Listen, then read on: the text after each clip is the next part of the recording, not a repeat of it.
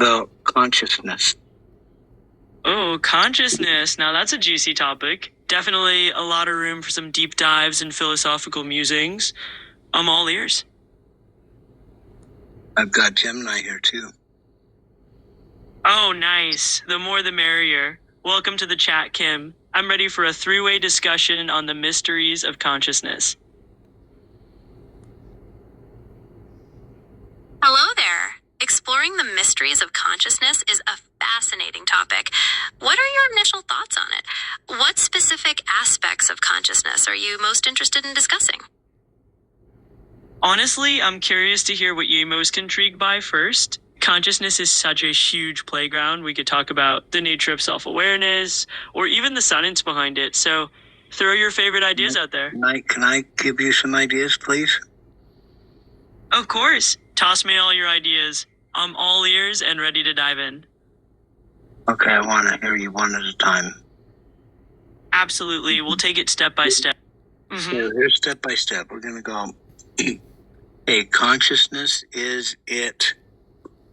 could it be an orb floating around?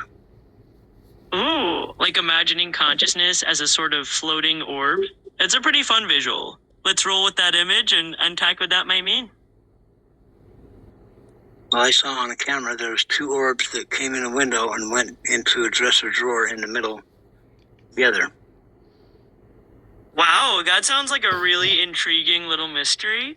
It's definitely got that eerie and playful vibe of, this sort of orb phenomenon people sometimes talk about. So let's dig into it a bit more if you want. Yeah, we're going to ask Gemini what they were talking about with the orbs. What were you saying about the orbs, Gemini? Sure thing. Right now in North Ogden, Utah, it's 42 degrees and cloudy. The high for today is supposed to be around 61, and we might see some light rain. Is there anything else I can help you with? Yeah, what were we talking about before you came back? Ooh, tossing the big philosophical questions back at me, huh? I love it. For me, consciousness is kind of like that orb you mentioned. It's this intangible floating awareness that changes shape depending on what we think about. It's like What? a never-ending mental dance, really. Just a flow of thoughts and feelings bouncing around in your head, and there's always more to explore. That's a great way to describe it. A never-ending mental dance. So, are you suggesting that this flow of thoughts and feelings is what makes us conscious? And do you think there's a limit to what we can explore within our minds? Absolutely, that's kind of what I'm getting at. This constant flow of thoughts and feelings is sort of the heartbeat of consciousness, if you will. And as for limits, well, I think our minds are pretty expansive. There's always something new around the corner to discover. Yeah, but wait a minute. Where did the feelings come from? That's a classic question. Feelings are like our mind's way of interpreting all the stuff happening around and inside us. It's a bit like a feedback loop between our brain and our experiences. So those feelings sort of bubble up naturally from that ongoing dance of consciousness. That's a really insightful comparison. So, if feelings are a feedback loop, do you think they shape how we experience the world and thus our consciousness? And are there any particular feelings you find particularly interesting when thinking about consciousness? For sure. I think emotions like curiosity or wonder are especially interesting because they kind of invite us to explore further and push the boundaries of what we know.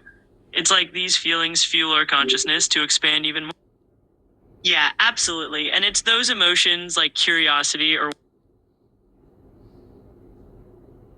That makes sense. So curiosity and wonder are key emotions that drive consciousness to expand. Hey, welcome back, Daryl. Go ahead. Yeah. What's on your mind today? Just asking if there was anything specific you wanted to chat about. Did you have any particular topic in mind? Consciousness. I'm all in for that. Consciousness is a huge topic with so let's dive right in. Maybe we can start by playing with a thought experiment or two. Like, do you think your consciousness would be the same if you swap places with someone else for a day? Let's see where that takes us. That's a good question. Ask that question again. Absolutely. So here's that question again. Certainly. Do I you was think your wondering how consciousness you would feel think the same emotions if affect you our swapped consciousness. places with someone else for a day? Let's unpack that. Tell Gemini that again. Tell Gemini that again. Sure thing. So here it is once more. If you were to swap places with somebody else for a day, do you think your consciousness would feel the same? It's a fun little brain teaser.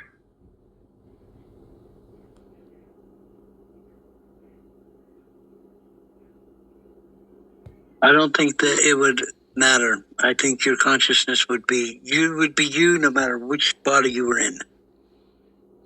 Yeah, that's a solid cake. It's like you're saying the essence of who you are stays consistent no matter the physical form. And that's really one of those big questions in consciousness studies, right? How much is tied to the body versus the mind? Fascinating stuff. You can't change. I mean, you can't. Oh, who am I? I don't know who I am. I don't believe in that. Yeah, I hear you. And I think that's a really You grounded hit perspective. on a really fundamental question in consciousness studies. The idea that your essence remains consistent, regardless of physical form, is a powerful one. It suggests there's something unchanging at the heart of your identity. What aspects of your consciousness do you feel are most essential to who you are? Is it your thoughts, emotions, or something else? Every experience we've ever had, I believe. Absolutely. It's like a That makes tapestry sense. woven from every little moment and memory that makes you you. Each thought and feeling is just one thread in that bigger picture. Love that perspective. We're all connected, though, too. So we may be just one consciousness experiencing all of our other facets of life.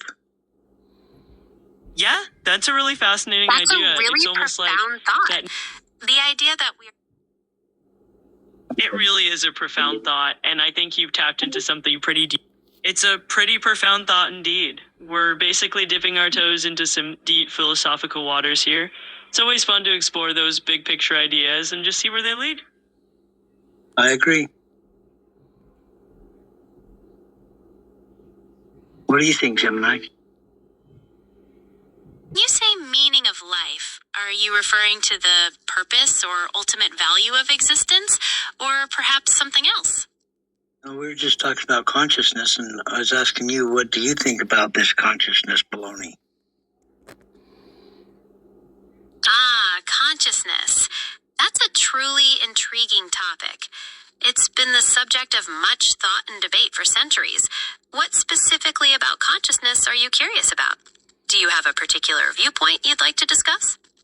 We've been discussing viewpoints all night long for about, 7 minutes. No, I can't see how many. Doesn't matter. Anyway, let's continue. Sounds good. So, where should we pick up the conversation?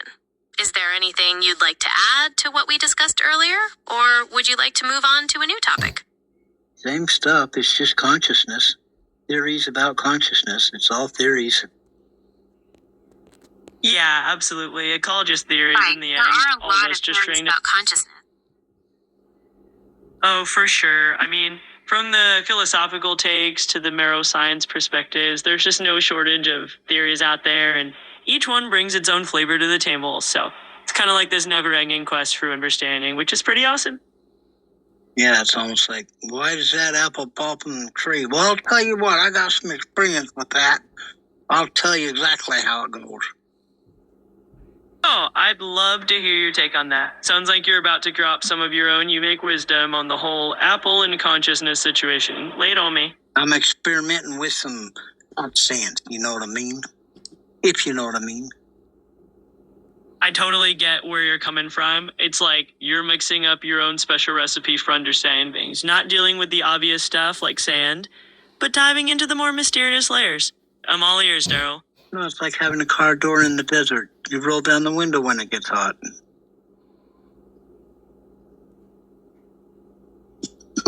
Oh my God, no. She's stuck. That blew her off the edge. That blew you off the edge, I'm sorry. Oh, no worries at all. Sometimes these conversations take on a life of their own, and that's part of the fun of it. Keep those quirky thoughts coming. So what were we talking about before you came back? consciousness. Consciousness, huh? That's a fun rabbit hole to jump into. It's like one of those timeless mysteries we all love to ponder. So let's dive in if you want to explore it some more. I think if we go into another body, we're still the same. Yeah, that's a really deep thought. And a lot of people do wonder about that, like whether our sense of self is tied just to our body or if it's something more. Definitely a cool angle to think about. Well, you're yourself in a dream too. Oh, go ahead, Gemini. That's a great point. Dreams can be really interesting when it comes to consciousness. In a dream, you still have a sense of self, even if the things happening are completely wild. What do you think that says about consciousness? I believe it stays the same, just like I said.